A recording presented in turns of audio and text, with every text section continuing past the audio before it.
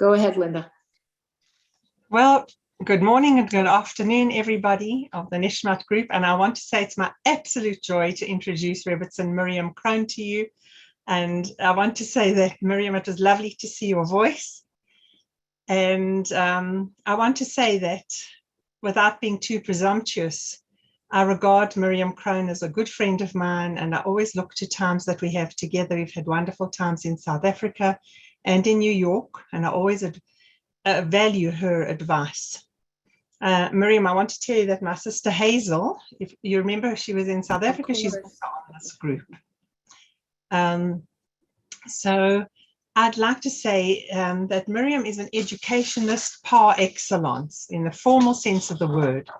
But I myself have found that spending time with her is an actual education in itself. There's always something to learn from her practical and friendly and brilliant way. And I want to point out to all of you that earlier when Nomi was explaining that we say Tehillim, Miriam Krohn was totally unfazed. You saw she didn't flinch an inch. She just wanted to know if we wanted her to read all the Tehillim. So I would love to hear you read the Tehillim, Miriam, but I enjoyed your response to that. So now I will give you the formal introduction. Mrs. Miriam Krohn, Rebbitzin Miriam Krohn, is the Associate Principal for Limudei Kodesh in Shevach High School in Queens. She's a master educator and sought-after speaker on a variety of topics, including parenting and social issues. In addition, she's active in the Chevra Kadisha of Queens and various other organizations, and that's putting it very, very mildly in her tznius way. She is also, just as a matter of fact, but it's not the primary thing that I would say that totally defines her, she is wife of the noted mole and author and lecturer and the beloved Rabbi Pesach Krohn. And with that, I'm delighted to hand over to you, Miriam. Thank you. I want to tell you that I'm very impressed. It's the first time I tuned into this Nishmat group, even though I have to say that I have heard about it in the past. I value my friendship with Barbara Zand, who is also on the Chevra Kadisha of Queens, and she always speaks about it. So I really have meant to be there previously, but never have, but it's quite impressive. And the numbers are quite impressive. And I'm sure the quality as well. Linda, it's great to see you again, even via Zoom. And we look forward to this COVID tufa being over so that we can travel again like we always did and see each other like we always have. Amen. I decided this morning to quote from the Sichos Musar of Rav Chaim Shmuelevitz. And the topic is, allow Rav Chaim Shmuelevitz to speak to us today. That is my topic. I have taught Sichos Musar in the past. I teach it presently. And I always tell the students that I teach at Shevach High School that Rav Chaim Shmuelevitz, ki'ilu, he's alive today. In other words, he's speaking to us about human nature and about actions and reactions that we have that are as current today as they were when he wrote it. He lived through the war. He spent the war years in Shanghai. At that time, Shanghai was China. Today, it is not. And he went from there to Eretz Yisrael and founded the Mir Yeshiva. He was one of the main Magidim in the Mir Yeshiva. And every Friday, he would give what was called a shmooze. A shmooze was a lecture. And his Talmidim, even though he gave it in Yiddish, his Talmidim recorded it in Hebrew. And they compiled it in a sefer that is called Sichos Musar, which means, Sicha means a speech, as talking. Musar means values that we can learn from. And he always speaks to human nature. And the one I have chosen this morning is called Ki nafalti kamti. That means if I fall, I will get up. He begins by quoting the pasuk from the Navi Micha, from the prophet Micha. Al tismechi ayavti li. My enemy should not rejoice over me. Ki nafalti, if I fall, kamti, I will get up. Ki eshev v'choshech, if I sit in darkness, Hashem orli, Hashem is my light. That even if I lose a battle, and even if I lose and diminish myself in some way, kamti, I will get up. The human existence, the human being, has the power to pick himself up and to raise himself from a low point. We all have highs and we all have lows. We all have dark and we all have light. Man is not either black or white. It is usually a mixture of the two. And therefore, we have times that we are on a high and we are proud of ourselves. And there are times that we are disappointed. There are all kinds of disappointments in life. A person can be disappointed with his environment. He can be disappointed with his family. He can be disappointed with his body. He can be disappointed with his actions, with his reactions, with his choices. He can be disappointed in many ways. The worst disappointment in life is when a person is disappointed in themselves. And we've all had it, and I include myself. We've all had times when we knew intrinsically we should have acted a certain way, we should have spoken a certain way, we should have chosen a certain path, and we didn't. And we have the ability, that is one of the hugest brachos that the Ribbono Shalom has given us, to do tshuva, to assess ourselves, to reconsider, to be honest with ourselves. How does Shakespeare, lahavdil, how does Shakespeare say, and this above all, to thine own self be true? That you need to look in the mirror every day, or at least Rosh Chodesh. You need to look in the mirror and say to yourself, this is where I am now. This is what I want to be. And how am I going to create a bridge to take me from where I am today to where I want to be ultimately? It's a struggle. We all struggle with it every day and every moment of every day. But we hope that we choose the right in certain times, and we hope that we choose the light, and we hope that we stay within the light. Nevertheless, there are times that we are down and that we are disappointed because we're human beings. Therefore, the pasuk says, Al tismechi oyavti li. My enemy should not be rejoicing over my downfall. Ki nafalti, if I fall, kamti, I will get up. Ki eshev b'choshech, if I sit in darkness, Hashem orli, Hashem is my light. Comes though Rav Chaim Shmuelevitz in the Sichos Musar and continues as follows. Pirshu Chazal. Chazal give a different explanation to that pasuk from Micha. Ilu le nafalti, lo kamti. Ve'ilu le sheyashavti b'choshech, lo haya Hashem orli. Ilu le shenafalti. If not for the fact that I have fallen, lo kamti, I wouldn't be able to get up. Ilu le sheyashavti b'choshech. If it were not for the fact that I sat in darkness, lo haya Hashem li, I would not be able to recognize that Hashem is my light. And he continues to say, Va'af legabe milchemes hayetzer im yitzro ne'emru hadavar. And even in connection with a person's struggle with his own temptations in life, even through that, it is said, Ilu le nafalti lo kamti. Shehanafila v'hayeshiva b'choshech, the falling and the sitting in darkness, heim hameviyim et ha'adam l'rot et ha'emes. That's what brings a person to see the real truth in this world. Shemitoch hachoshech, through the darkness, mavchinu, he can discern va'or, in the light. And that is what I want to speak about now for a few minutes. When a person sinks down and goes down in level. In English, we have an expression to hit rock bottom. What does it mean? It means when a person hits rock bottom, there's nowhere else to go. He is at the lowest possible point. At that point, he can only go up, but he does not go up automatically. He goes up because he pulls himself out of it. He pulls himself up from a low point, whether it's the lowest point he could be, or whether it is just a disappointing point that he is in. A person has the ability, the tchunas hanefesh, the characteristics, to be able to pull himself up.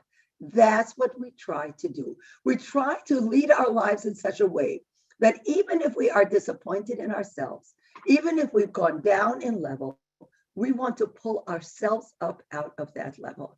And that pulling ourselves up makes us into a different person.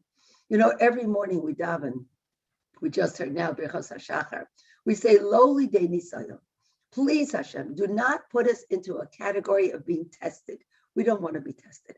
None of us wants to be in a situation where our emunah is tested, where our positivity is tested, where our optimism is tested, where our strength of character is tested. But life happens, as the saying goes. And people do have their ups and downs in lives. And hopefully the nisyonos that we go through in life are temporary. And hopefully they are small. A broken leg is a huge nisayon in life, but it will be fixed. Within 6 weeks, hopefully, the leg will be repaired. That is not considered a major chisara. There are nisyonos in life that are permanent, lo aleinu. There are nisyonos in life that are not easily fixable, lo aleinu. We just heard from Naomi about being menachem in a home where that's not going to be easily fixed. And we never want to experience that, and we never want to be in such a situation. But that's the reality of life. The reality of life is that we do have tests, and we do have things that stretch us a little bit. We want to say, yes, we have the ability to pull ourselves up. But if not that we were held down, if not that we experienced the negative times, we would not have the proper appreciation of the positive times. We would not be what we are if we did not witness or experience the questions and the challenges that we are meant to experience in our lifetimes. We don't look for it. We say lowly de nisayon, but it happens. And when it does, we want to be able to look positively at these nisyonos, and we want to be able to pull ourselves out of it. We always give the example of a rubber band. Imagine now I have a rubber band and it's tight and I stretch it and I want to hold together, let's say 2 or 3 notebooks with this rubber band, and I stretch it and it covers it. It holds these 3 notebooks together now as I want. And I keep it like that for a day or 2 or 3 while I need it. Then when I get to my destination or I need a notebook, I take off the rubber band and I have my notebooks. Now, what happened to this rubber band in the interim? When I take it off, it goes back. It is no longer stretched. It goes back. But isn't it true that the rubber band is not exactly as it was before? The rubber band is a little bit looser. It's a little bit stretched than it was before. That's the way we are as a mashal, as an example. We are at a certain attention in life. We are in a certain way, a certain personality in life. When we are stretched, we come out of that being stretched a little bit more resilient, a little bit more able to cope, a little bit more able to reach beyond our comfort zone, having stretched ourselves literally, according to the mashal of the rubber band, having stretched ourselves beyond what even we thought we were. Again, we don't ask for it, but life happens and we go through challenges, big and small. We want to be able to meet those challenges, and we will end up different people for the ability to do that. My husband always tells the story of the Skeletal Rebel. The Skeletal Rebel was in Romania after the war, and he was thrown into jail. He was arrested and thrown into jail by the authorities in Romania. They arrested him because they felt that he was sending money out of Eretz Yisrael into what was at that time Palestine, which is today, of course, Eretz Yisrael. And the reason that they arrested him was because it was true. He was collecting money, and he was sending it at that time. The poverty in Eretz Yisrael was rampant. It was in the year 45, 46, 47. And they needed the money desperately. And whatever money he was able to collect, he did really send to Palestine at that time. When they threw him to jail, they took away his glasses, they took away his yarmulke. Anybody who wears glasses knows that when a person's glasses are taken away from them, they're disoriented to a certain extent. They're just not completed themselves. And even under normal condition, he was davening always. He prayed a very long tefillah. And now that he was in jail and they told him they're going to throw away the keys and keep him there forever, he was in a no rush to daven quickly at all. And he davened even slower than usual. And he would take his sleeve. My husband always describes the loose, like pajama type sleeves of the prison uniform. And he would put it over his head so that his head was covered because he had no yarmulke. And he would daven every morning very slowly. And one morning, he was davening what we say every day, and that is Baruch Shamar. Baruch Shamar v'haya ha'olam, and so forth. And early on in that tefillah, there's an expression, Baruch goes there, u'mekayim. Baruch goes there, blessed are you, Hashem, that makes a decree, u'mekayim, and fulfills it. And he's thinking to himself, what kind of a tefillah is that? Thank you, Hashem, for the decree that you made. Okay, that I understand. We have a concept in Yiddishkeit of tziduk hadin. Tziduk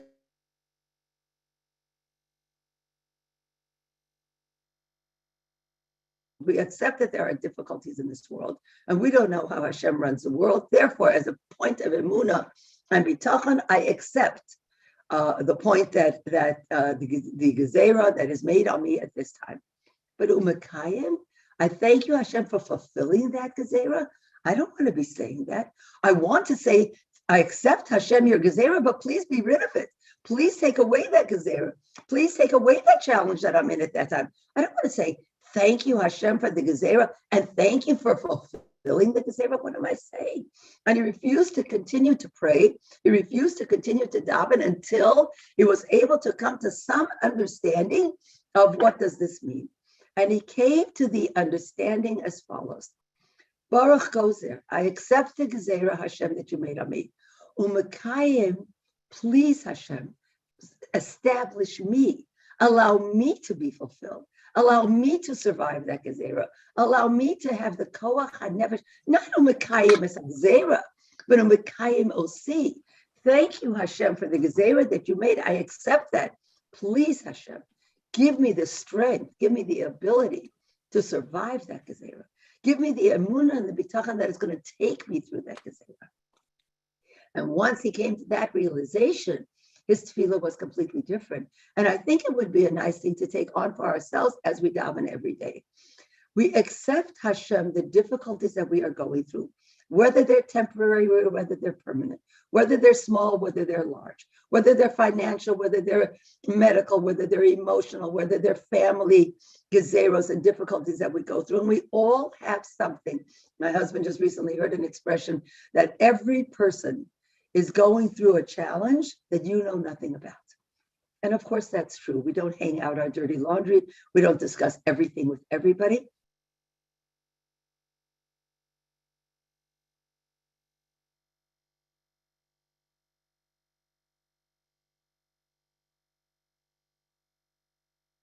Survives those gezeros. Please give me the strength to move on with my life. Give me the strength to wake up tomorrow morning and take on the new day with freshness. Give me the optimism that I can go forward. Give me the ayin tova, that I can see the good rather than the negativism that holds me down, rather than the ayin ra'ah that keeps me back. Because the reality of life is that if you look for the good, you will find the good. The ability to look for the good. Yes, there are people that have it naturally. There are people that are optimists by nature. There are people that always will look at the good. But most people have both directions. Most people have times when they see the good, and most people have times when they see the darkness. Give me the strength, Hashem, to pull me out of the darkness, and that will give me the personality and the dimension that I need so badly. That will give me a dimension that other people who are not challenged do not have. Chazal tell us an expression, "B'makam shabali tshuva omdim, afilu tzadik gomer eina omid." At a position, at a point in life where a Baal Tshuva stands, even a Tzaddik Gomer does not stand. And everybody always asks on that, what could that possibly mean? A Baal Tshuva has all kinds of things in his past that we are not proud of. The Tzaddik Gomer from birth, he was a tzaddik. He has like a slate on the positive side, on the deposits, he must be overflowing on it. And all the Mefarshim explain in a similar vein, which is, the Baal Tshuva has seen the other side. He has seen the temptation of the other side. He has seen the ease of life. You wake up in the morning with nothing to do. You wake up in the morning with nobody telling you what to do. A frum person wakes up in the morning, his every moment is scheduled. His every moment is regulated.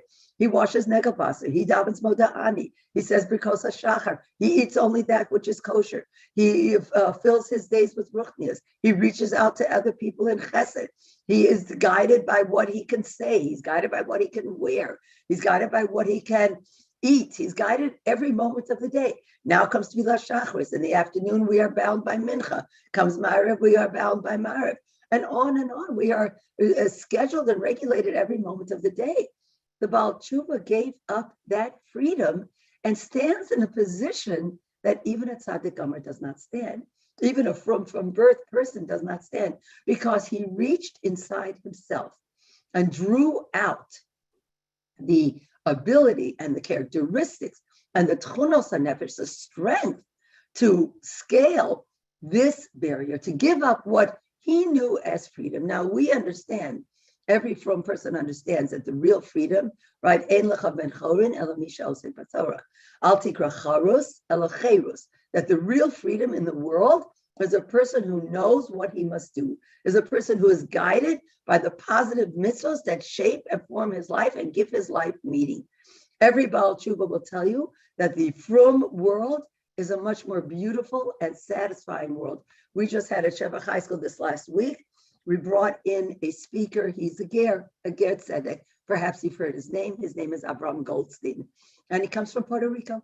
He's a Puerto Rican Jew who, at the age of 14, thought to himself that there's more to life than what I see here, and he pulled himself back. It's a whole interesting story, fascinating, absolutely, just absolutely fascinating. I'm not going to repeat his whole story here now, but he's gone on the road to publicize it, and one of the main points he said was that when he became a frum Jew, he saw a beauty that he never saw before. He saw that the Jewish people are people that build. They don't tear down, they build. And they follow one good deed with another. And positivity allows you to build. And he said in the other world that he was in, the non-Jewish world, that positivity was lacking. Yes, there were strivings, and yes, there was ambition, but it was just more and more and more. And they never really reached a point of satisfaction and a point of happiness. And in the frum world, he saw a menuchas hanefesh, a satisfaction with life, a dimension in people's personalities of reaching out to others. And that's what the Sichos Mussar means when he says, Ilulei nafalti, if I hadn't fallen, I would not get up. My son, Rabbi Avram Krohn in Waterbury, always quotes, he gave a hesped on Rabbi Yisrael Belsky, who was nifter several years ago. His yahrzeit was just a week ago. And Rabbi Yisrael Belsky used to always say the following, and my son always repeats it. Imagine Reuven is going down the road, and Reuven stumbles and falls. And he's sitting on the road, licking his wounds and trying to determine how injured he is. Now here comes Shimon right behind him. Shimon doesn't see Reuven sitting on the road and falls over Reuven and breaks his leg.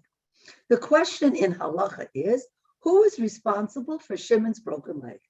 Is it Reuven, who was sitting on the road, and he should have gotten up, and he should not have been there, and because he remained on the road, Shimon stumbled on him and fell? Or is it Shimon, who should have looked down as he was walking, looked where he was going, and seen Reuven sitting on the road and walked around him instead of stumbling on him and falling on him? Who bears the financial responsibility for Shimon's broken leg? Is it Reuven? Is it Shimon? And he goes on to a discussion back and forth and back and forth. And he quotes from the Mishnah Brura that says as follows: Reuven, im haya yachol la'amod, if he could have gotten up, hayalo la'amod v'lo amad, he should have gotten up, but he didn't.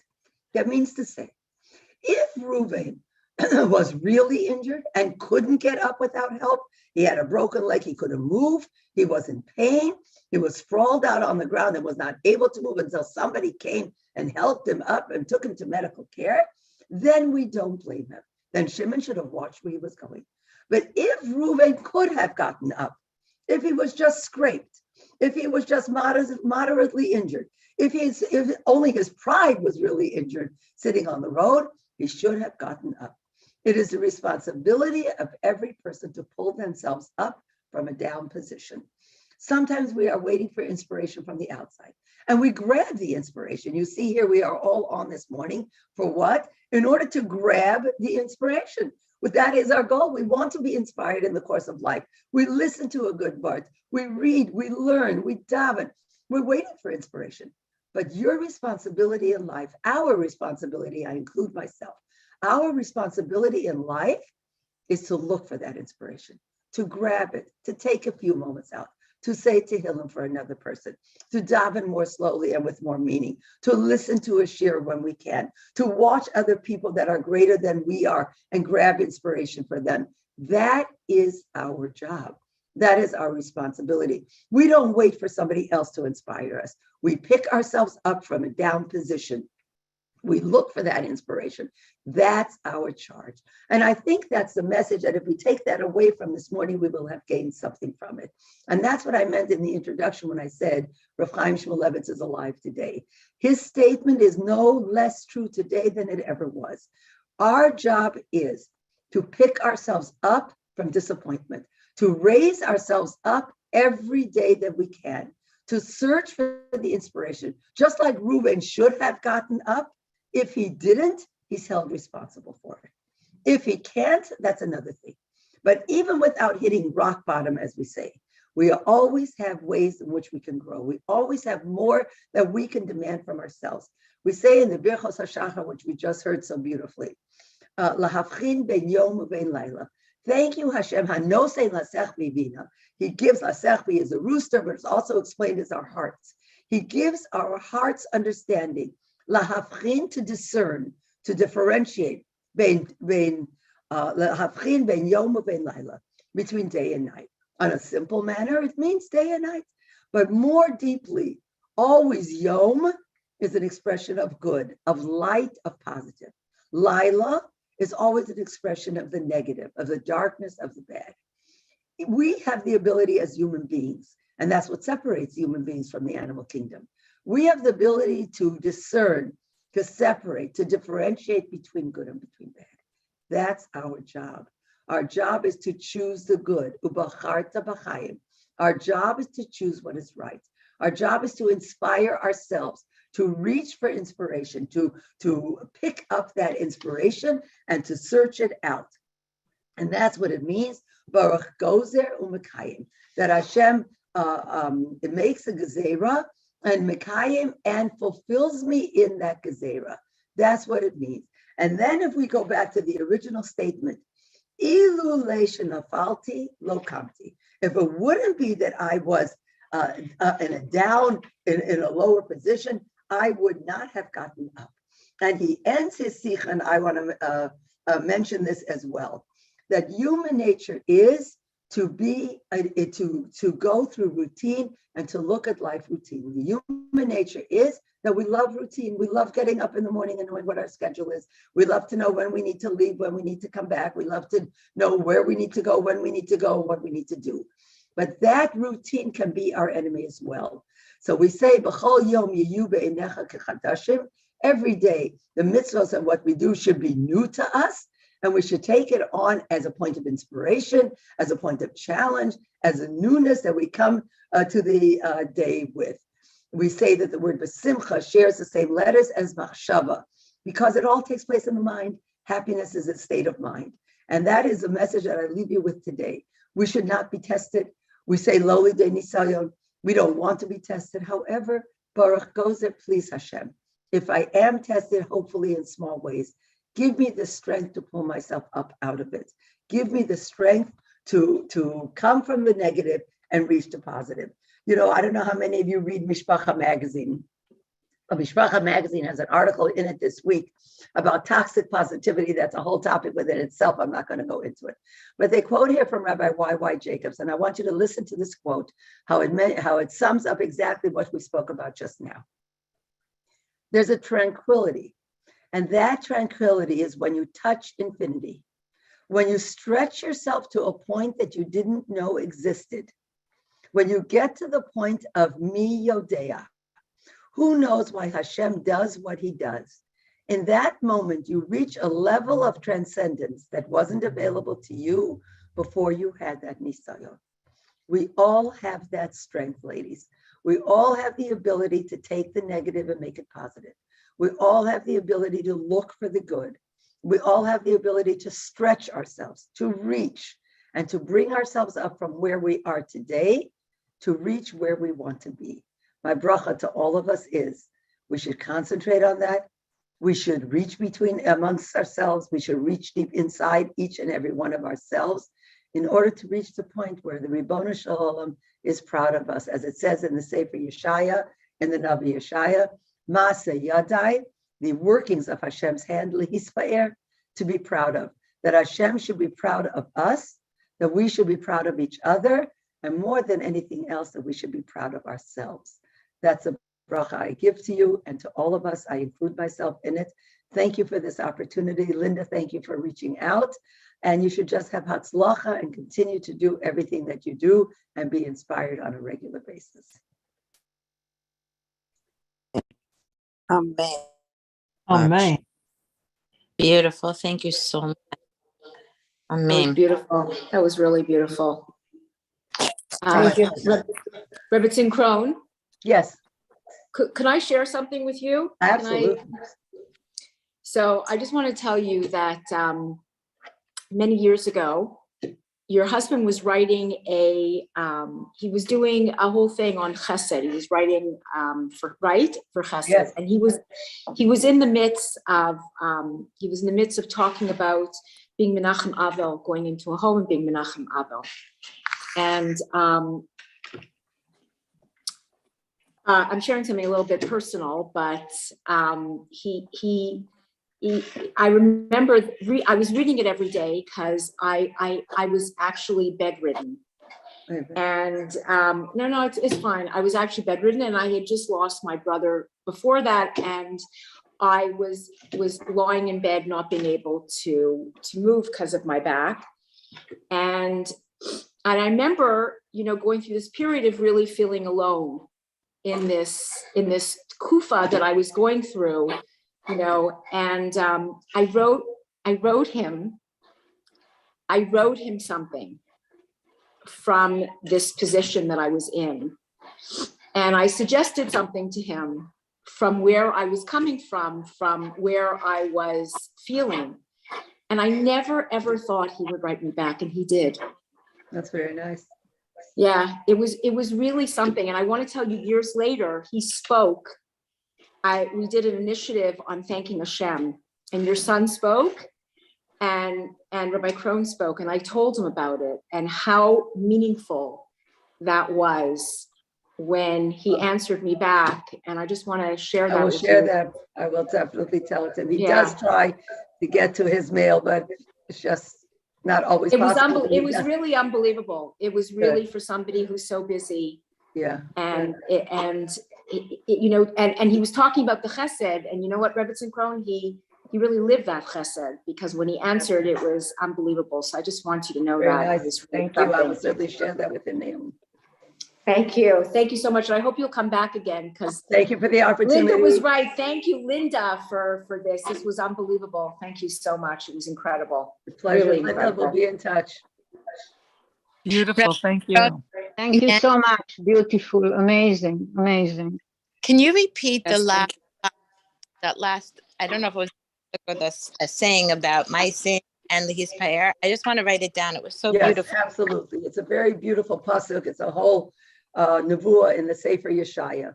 But the idea is that we are lola atzmo nivra. A person is not created for himself. A Jewish person is created to be part of a group, to be part of Am Yisrael. And Am Yisrael in general was chosen because Hashem is proud of us. Hashem wants to be proud of us on an everyday basis. And therefore the Navi says, the goal of Am Yisrael is Ma'aseh Yadai. We are the handicraft of Hashem. Hashem created us for the purpose of being proud of. The Ribono Shalom, can only be proud of us when we are proud of ourselves individually. Then we become a group, and the group is on a higher level, and that becomes Hashem's pride. Think of any project you ever did in this world, even your children. I don't want to call children a project, but anything that you've been engaged in, anything of permanence is a process. When you look back at the process and you're proud of it, that means each individual step, the whole is larger than the individual parts. Each individual step is part of his end unit. The end unit of Am Yisrael should be something we're proud of and something that Ribono Shalom is proud of. That's our goal. And we use this pasuk as an introduction to Pirkei Avos, that that we want to be the people that Hashem is proud of. We are all an accumulation of our midos. We are an accumulation of our choices. Our midos, our choices, that's what makes us what we are. It's not our physical being, it's our spiritual being. And we want Hashem to be proud of us. That's our goal. Right. So beautiful. Thank you. Thank you for elaborating. That's gorgeous. We are an accumulation of our media. Mm-hmm. What else do we have that Hashem? I mean, the whole Musar movement, of which Rav Chaim Shmuelevitz was part, but the whole Musar movement, even from the 1700s, that was the goal, that we are an accumulation of our midos. And we need to be honest with what we are. Change is difficult. Nobody says change is easy. Change is difficult, the tshuva process. Change is hard. We all work within our nature. We all work within our experiences. We all work within our surroundings. It's hard. but we need to at least be focused on it. We need to be able to assess where we are and then where we're going, and then to create the bridge that will take us from one place to the next. That's our goal in this world. Wow. Wow. Thank you so much, Rebbetzin. Thank you My so much. pleasure. Thank you. I hope you'll ask me again, and I'll be Linda, happy. yeah, we are. Linda's Make going to myself reach out to you soon. Thank you so much. Thank So you. I'm going to leave right now. Yes, Naomi, I'm going to